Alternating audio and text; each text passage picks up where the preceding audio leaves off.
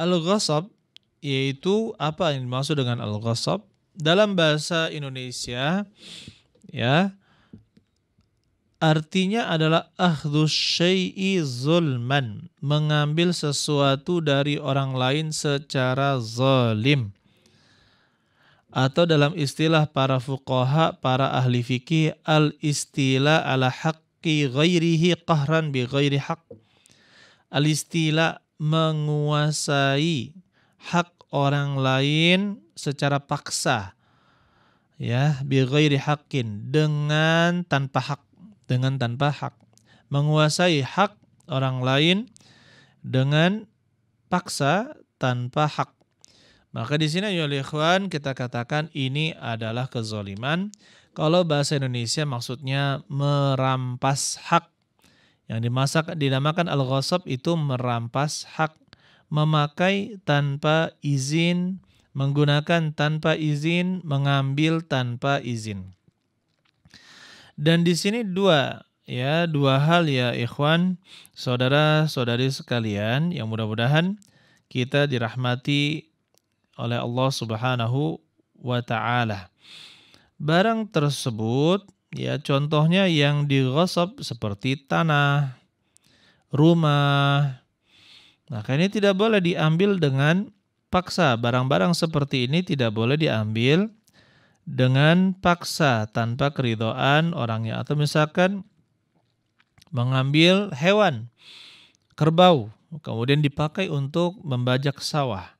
Itu termasuk juga perampasan atau ghasab yang tidak dibenarkan di dalam syariat kita. Ayyuhal ikhwan rahimani wa rahimakumullah, saudara-saudari sekalian yang mudah-mudahan kita dirahmati oleh Allah Subhanahu wa taala. Begitu pula mengambil misalkan beras ya, mengambil beras, mengambil gandum, ini juga tidak diperbolehkan kecuali dengan keridhaan dari pemilik barang. Ada beberapa hukum yang dipelajari insyaallah pada al-ghasab. Yang pertama yaitu ghasab itu haram hukumnya. Haram hukumnya dengan ijma' para ulama. Wala ta'kulu amwalakum bainakum bil batil. Allah katakan, janganlah kalian mengambil harta-harta kalian di antara kalian dengan cara yang batil. Dan ghasab merampas harta orang lain, kepemilikan orang lain, itu termasuk kebatilan. Ya. Termasuk ayyuhal ikhwan, dia tidak hanya pada barang, pada manfaat. Contohnya seorang sudah menyewa rumah, menyewa apartemen. Tapi ternyata pemilik penyewa apartemen atau rumah tersebut diusir, keluar kamu. Ya, saya mau tinggal di sini.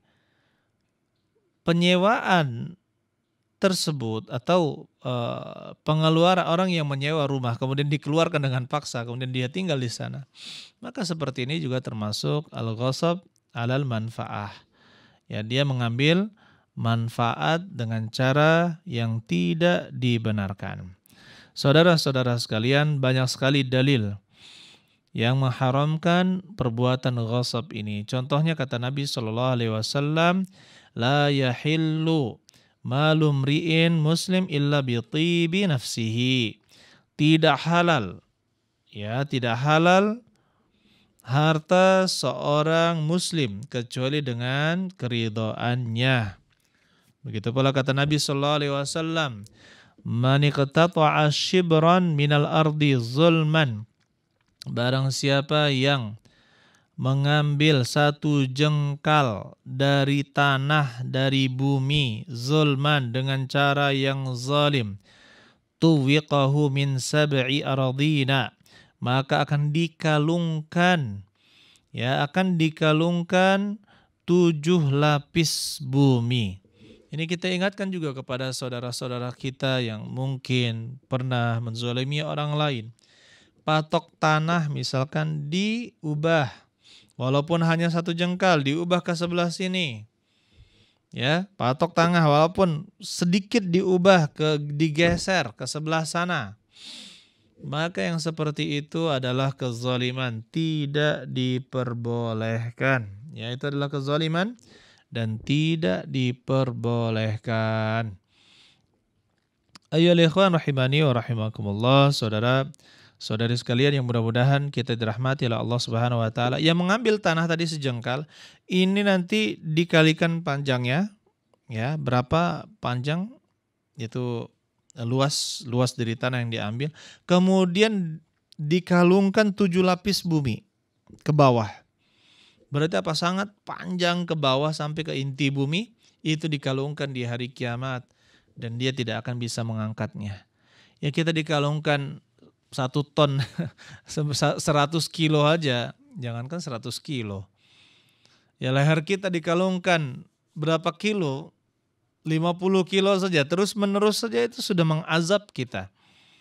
Ya, bagaimana leher kita ini, bagaimana jika dikalungkan seluas tanah yang diambil, kalikan ke bawah sampai inti bumi, itu dikalungkan untuk mengazab orang yang mengambil tanah.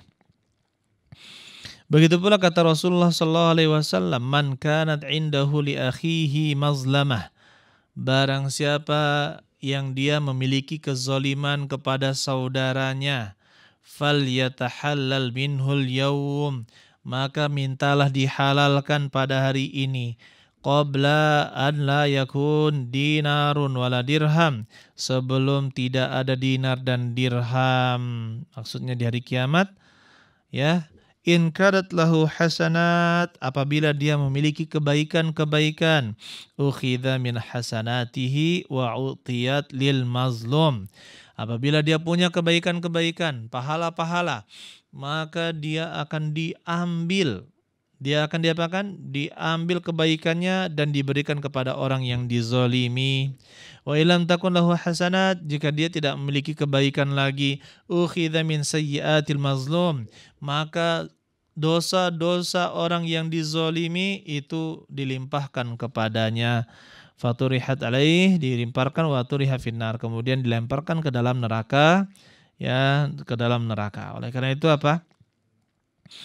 Sudah sepantasnya kita memperhatikan hukum masalah seperti ini, dan yang terbaik adalah orang yang memang dari awal tidak memiliki niat menzolimi. Tidak memiliki niat menzolimi orang lain. Jadi kecuali memang kezaliman terkadang ada, ya, perbuatan-perbuatan yang tidak sengaja kita menzolimi orang lain.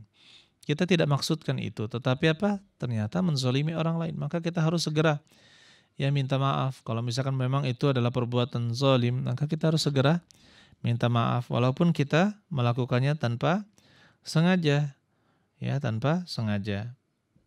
Bagaimana kalau misalkan kita ternyata menzolimi orang lain tanpa disengaja? Apabila ada haknya yang kita ambil, maka harus kita kembalikan. Adapun masalah berdosa apa tidak, kalau tidak disengaja maka tidak berdosa. Kalau tidak disengaja maka tidak berdosa.